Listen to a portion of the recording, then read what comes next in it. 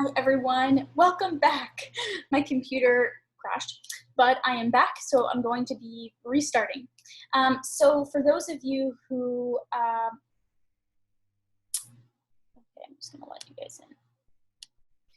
Okay, so we are back, and I'm just gonna restart the whole thing so you guys get a really good idea as to what's going on. Okay, so in this training, I'm going to be teaching you how to eliminate bloating. And a big part of what I do in my program is what I do is I help women eliminate stomach pains and transform their body through gut restoration. And so I have a system for this. I have a system and a training that my clients go through in order to achieve these results. Now, this is not a sales pitch. I'm not going to sell you on anything, but what I do want to let you know is that this training, this clip is actually going to be a recording that I'm going to be putting inside that program. So today I'm going to be speaking to you as if you were a client moving through my program. So to begin, what I like to do with my clients is I actually want to educate you as to what's going on at an underlying root cause level. That way you actually understand what's happening inside your body and what to do about it from like that root cause that's actually going to get you the results now, but also long term, because there's a lot of guesswork that could be involved. And you can, people say you can take probiotics, you can do this, just like cook your food, have some bone broth, and your gut health will be better, your bloating will go away. But that's not necessarily the case, because there could be many reasons why you are experiencing bloating, you're experiencing stomach pains, and all these other things that come with that, such as autoimmune issues, fatigue, brain fog, joint pain, muscle pain, bowel issues, and so on, okay? So in this training, like I said, this is literally going to be a recording clip that I'm going to remove, and I'm going to insert it into my program. And so the first part is teaching you like what's actually happening inside your body as to why you're feeling bloated. Then you can kind of self-identify like, oh, maybe it's because of this, maybe it's because of that, and you'll have a way better idea as to like what to do. But once again, this is just one piece to my program. Okay, so I'm going to start all over again. Let's go. All right, let me share my screen. All right. Present.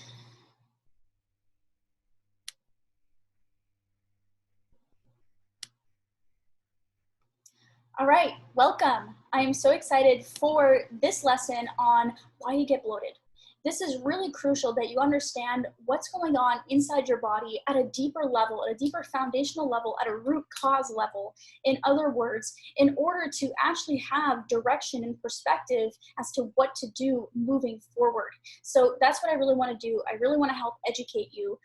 I know going through my struggles, I was just like so frustrated and tired of people telling me what to do and giving me these random advices when I didn't understand, well, like, why is that important? Well, why not take this? Well, why that?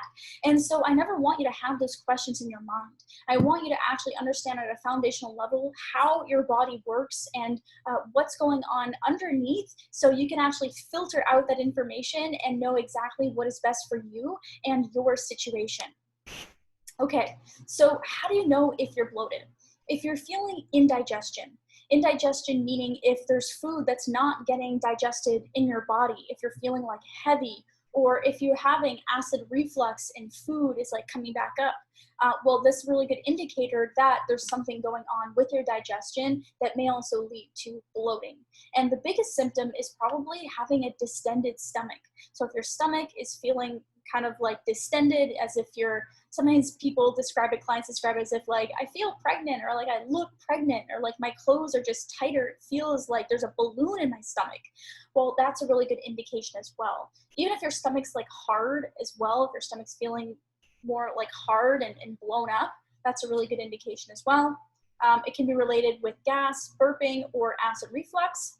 Then it can also cause cramping and bowel issues, as well as loss of energy or brain fog, right? That's because gut health is so foundational. And in this course, you're gonna understand how much gut health has impact on all the other functions in your body. And so how it's related to your hormones, how it's related to your mental health, and so on, your immune system, etc.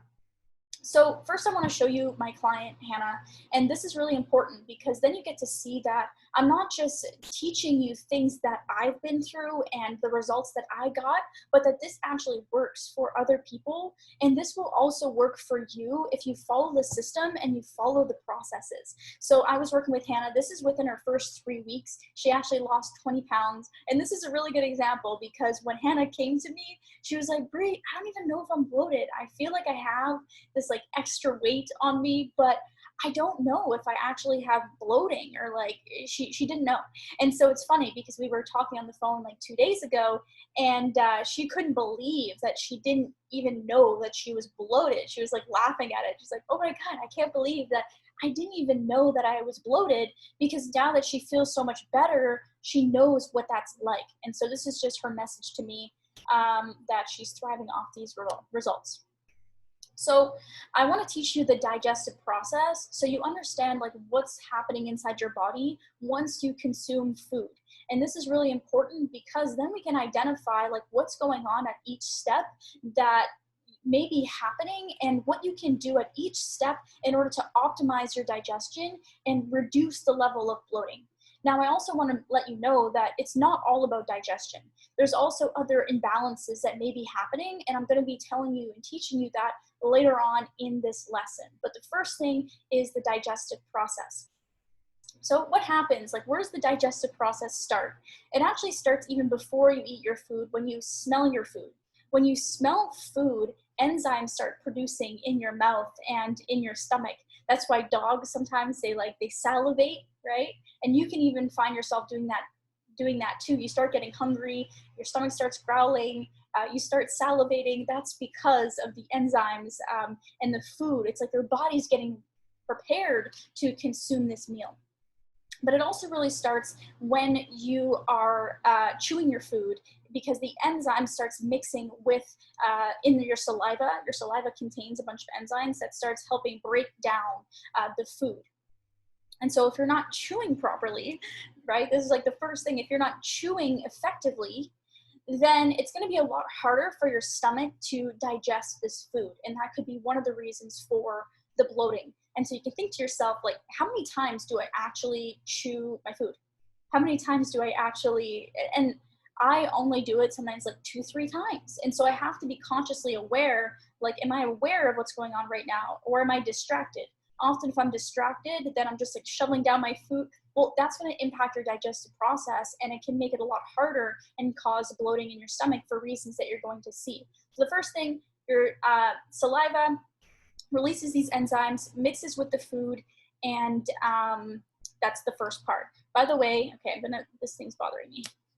I speak really fast when I'm passionate about things, so I apologize if I am talking really fast, but that's why. Okay, where did this go? There we go.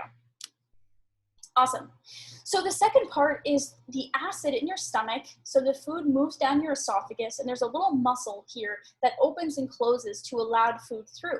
And this muscle is really important because this also allows acid through. If there's not enough stomach acid, or if there's too much stomach acid, then it can go back up, and that's what can cause acid reflux. And so sometimes doctors will just put you on medication, acid blockers, because there's too much acid, and that's why you have acid reflux, but that's not necessarily the case. It can also happen when you have a lack of stomach acid, because it's diluted, because you're drinking too much water during your meals, right? In the health and fitness industry, if you want to lose weight, some coaches will preach, just drink a ton of water so you're more full. But that can actually backfire on you because it dilutes the acidity in your stomach, which can impact your digestion. And another thing is stress. When you're stressed, blood actually gets pulled away from your stomach, so there's less heat. And so the acid isn't as potent. And the acid is really important because it kills off bacteria and it helps break down your food. So what happens if it doesn't kill the bacteria or break down your food effectively? Well, there's going to be issues moving forward because the bacteria can then go into your small intestine and cause imbalances. But also during this process, the pancreas creates enzymes to help break down your food.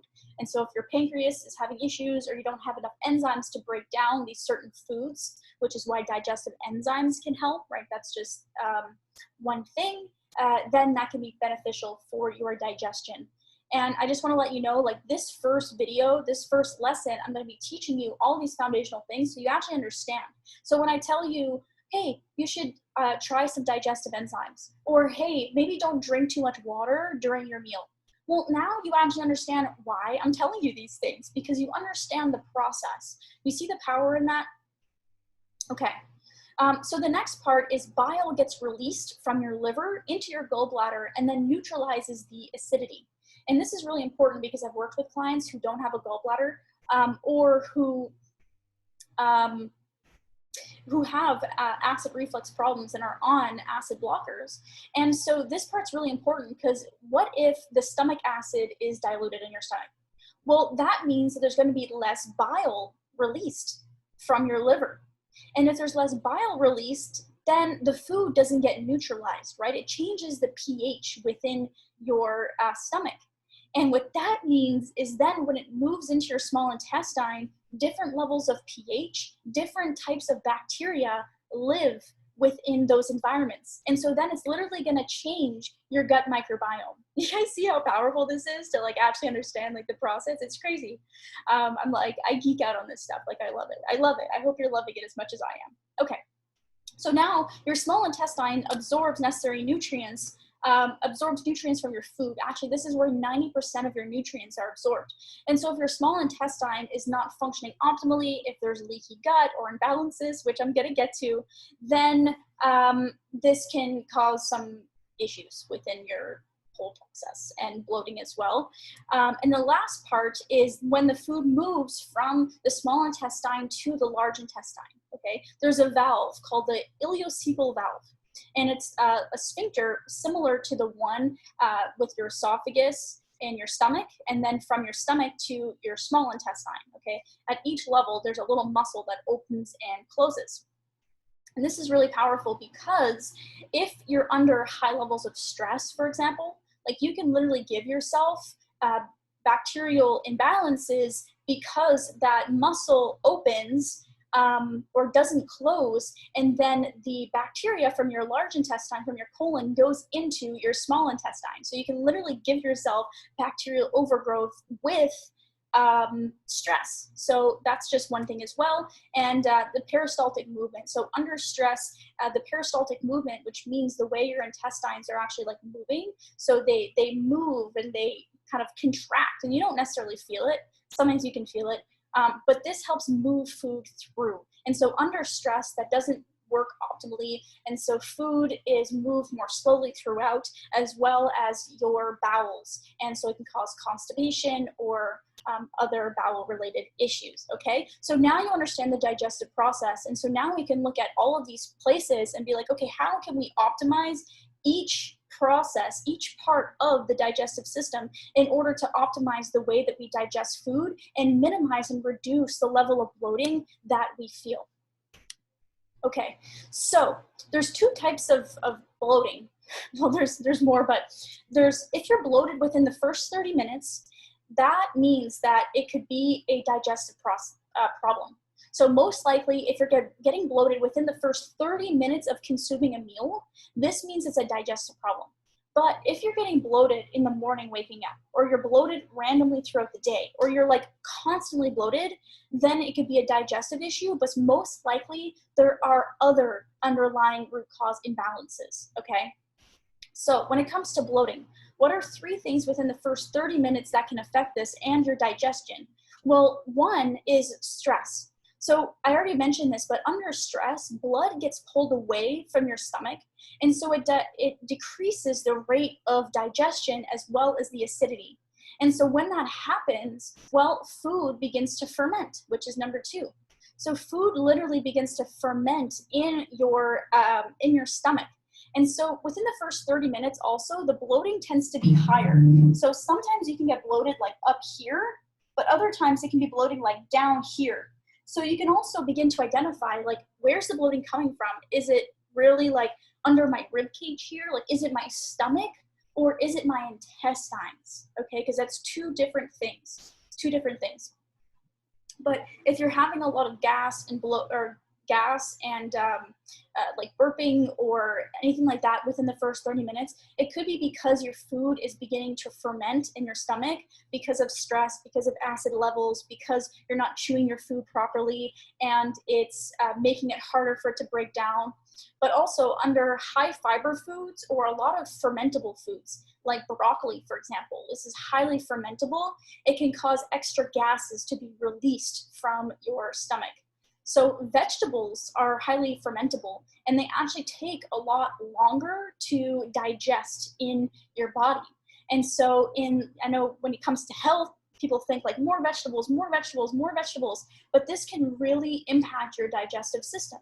And so you have to know when to eat them and how to eat them properly to optimize your digestion. And that's when I get into food layering and food combining, which I'm going to get into in another lesson, or else this lesson would be like 3 hours long, and I don't want that. But how to layer your food in order to optimize your digestion as well and not allow for this fermentation, because leafy greens can take 6 hours to digest sometimes, like 6+ hours, but fruits take like 30 minutes. So what happens if you, in your stomach, you layer it like this? You have like salad, right? Like lettuce or like leafy greens, and then you have fruit. Well, the fruit is going to break down first, but it can't move through into your small intestine because the lettuce is like blocking it. So then it will begin to ferment, and as it begins to ferment, it can cause bloating and gas and etc. Okay. So the other part of the fermentation is when the meal is like way too big. I mean, it's like way too much food at once. And so this is going to slow your digestive process, can cause the fermentation. And when it's really hard for your body to digest because it's way too much food, you also get tired because 30% of your body's total energy goes towards digestion. And that's why often they like joke about when you have like a big turkey meal, you get like tired afterwards, like a turkey coma or whatever they call it. And that's actually because there's just so much food that people normally consume, as well as spike in blood sugar and stuff like that, but we won't get into that part. So bloating within the first 30 minutes, I want you to think stress. I want you to think fermentation, and then I also want you to think enzymes and hydration. So one, if you eat too quickly, the enzymes won't have time to actually mix with your food in your mouth and also in your stomach. It can also impact the level of digestion that you're experiencing, or if you don't have enough enzymes, like if your body's not actually able to produce the enzymes, which is why for some people I do recommend taking digestive enzymes, but it has to be the right ones, okay? This is also why the supplement part of this course is really beneficial, because you'll understand supplements at a deeper level, what to look for, what not to take, what not to waste your money on, okay? And the hydration as well, because as I mentioned, hydration does have an impact on your digestive system. Okay, so moving on. This is bloating within the first 30 minutes. But if you're experiencing constant bloating, then it can be something else. I want you to think food allergies and food sensitivities, because this causes inflammation and also causes autoimmune reactions. If you're constantly bloated, but you're constantly eating these foods that are sensitive to your body, it's going to cause higher levels of inflammation. And also what happens is 70% of your immune system lives in your digestive tract. And so your digestive tract is going to start getting attacked. So it's going to hurt, like your stomach's going to be hurting. There's always going to be irritation in your stomach, and that can cause the bloating. The second is leaky gut. So this is disruption within the intestinal lining, which part of it can be due to allergies and food sensitivities. For example, me, I have celiac disease, and so my immune system was attacking the lining of my small intestine, and there was cracks within my intestines, basically. And I'm going to explain to you further on in this lesson, leaky gut, so you'll get it at a deeper level. But I want you to start thinking food allergies, food sensitivities, leaky gut, and then also gut imbalances. So it could be related to parasites, yeast and candida overgrowth, mold, or SIBO as well. So I'm going to get into what these gut imbalances are, what they look like, and what you can do about them as well. But this is one of the last things that I really address, because the truth is, if the other parts, if your digestion isn't optimized, if you're dealing with allergies and food sensitivities, or if you're dealing with leaky gut, then it's going to be like, let's say you eliminate the parasites, but all these other things are still messed up, or your detox pathways aren't open and functioning optimally. Well, it's not going to be as effective and may actually cause more harm than good. So it's important that we follow this process in order for it to be effective, and actually the healthiest way of doing it, so that you do it properly and you don't end up causing your body more harm, which I've seen happen before. Okay, so food allergies and food sensitivities. There's a difference between allergies and sensitivities. I actually have a food allergy, which is I have celiac disease, gluten. And a lot of times that's actually a sensitivity for most people. But when you think allergies, I want you to think IgE, okay? It's called an IgE immune reaction. IgE, think of like immediate. So when somebody eats a peanut, let's say you have a peanut allergy, well, that happens almost immediately. It's usually intense and fatal. And the symptoms can be hives, shortness of breath, itching, rash, swelling, tingling, vomiting. So it's really intense symptoms. And the most common are peanut, soy, fish or shellfish, and dairy. Those are actual allergies, okay? But food sensitivities, and this is really what I work with you on as my client, is IgG, because these are delayed reactions. So the delayed reactions can happen 1 to 3 days later. So something that you eat today can be impacting you in 3 days from now, which is why it's really hard to identify like what's actually going on, what foods are bothering me. So in this course, you're going to learn the process of actually identifying what your food sensitivities are.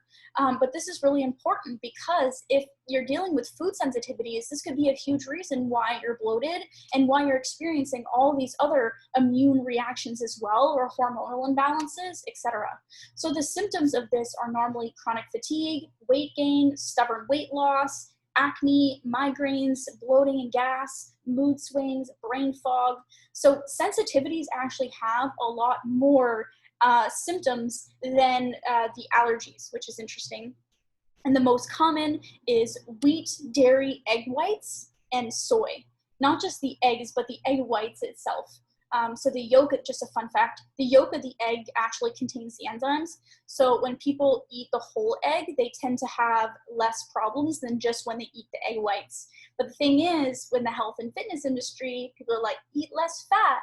And so, you know, take out the egg yolk. But this can really cause issues for people if they are sensitive to it and they have a harder time breaking down the actual egg whites. Okay, I'm going to take a sip of water here before we continue. So let me just go back. So I just explained to you the food allergies and sensitivities. Next, I'm going to be going into leaky gut, so you can really understand what this is and how it may be impacting your body. And you can begin to self-identify, oh, maybe this is what's going on. But you don't have to worry, because I'm going to be teaching you throughout this course how to address this underlying issue if that's what it is. So leaky gut. In your intestinal wall, you have these little finger-like projections that are called villi, okay, or microvilli, which is like these little thingies here. And what those do is they absorb necessary nutrients. They trap the nutrients, and they allow them to go into your bloodstream so that your body can function optimally, because this is what our body is made out of and like built from, right? And also, your intestinal lining is actually 1 cell thick. So it's really sensitive.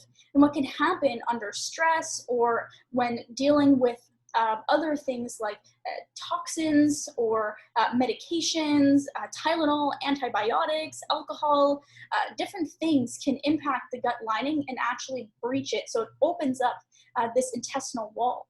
And when that opens up, well, one, your immune system starts going crazy. And so higher levels of inflammation, your immune system's lowered. So if you're often getting sick as well, like if you find yourself sick all the time and your immune system's really lowered, you want to think gut health, because the gut is going to help build your immune system back up. But what also happens is microorganisms, toxins, food particles, and different things start moving through your intestines, and they get into your bloodstream. And so it's like, uh-oh, well, what happens then? then all these toxins and things are moving through your bloodstream into your whole body. And so that can cause headaches, it can cause joint pains, it can cause neurological issues, it can cause hormone imbalances because these toxins are just being put throughout your body. And it's also really hard on your liver. Right? Your liver needs to filter all this blood and all these things out, which is why it's also really important. And I talk a lot throughout this course about supporting your liver and the detox pathways, okay? So this leads to malabsorption of nutrients, autoimmunity, food intolerances, neurological issues, and systematic inflammation, so chronic inflammation as well. So that's what's happening when you have leaky gut. And so what we want to do is we want to heal and seal that gut, is like what we kind of call it, but bringing these tight junctions back together so that there's no toxins and things moving through into your bloodstream and causing all these other problems. And that can cause bloating. And the next is gut disturbers, okay? So I just have 4 here, but there are many different types of parasites. And actually 1 out of 4 people have parasites, and they're not all bad either. There are some that's like really not good, like you gotta get this out of your system now. But there are others that can live there, and just if they get overgrown, then it causes problems. And so I have symptoms here like diarrhea, loose stool, acne, night sweats, digestive issues, causes like contaminated water, salad bars, dealing with feces, and treatments such as biofilm disruptors, stuff like that. I don't get into this too much throughout my course, but this is something that I can support you with more one-on-one because it needs more individualized help. But once again, like everything that you're going to learn in this course is going to help you, is going to help build your body up, is going to help you with your bloating, your digestion, your digestive system, heal and seal that gut wall so that once you actually address these underlying issues, your body is ready to handle it. Okay, because I've had people do parasite cleanses and then they feel horrible after because their body wasn't ready for that. It was like way too much, or their immune system was too lowered, so it just made them more sick. So I just want to let you know, like, make sure that you do this properly and that you talk to me before you address any of these problems. H. pylori, so nausea, heartburn, lack of appetite, can't keep weight on, anemia, and this is also from contaminated water, food, improper hand washing, dealing with kids and animals. And this will be addressed, you'll be able to find it within a stool test. And I recommend a functional medicine stool test for this for many reasons. So through conventional medicine, what they'll do is they'll just do 1 sample. But what if it doesn't come out in that 1 sample? That's why through functional medicine lab testing, there's actually 3 samples that we take so that we can actually look at it at a deeper level, and it gives you better data, essentially. Bacterial overgrowth as well, pain, bloating, constipation, loose stool, indigestion, and this can be caused by antibiotics, alcohol, stress, birth control, environmental toxins. So literally all of these causes, these are things that we're going to be working on throughout this course as well. Just working on really eliminating the toxins in our environment, making sure that our water is filtered, that we're not consuming too much alcohol, or we're supporting our body, or our gut is healed and sealed before we start doing these additional things, right?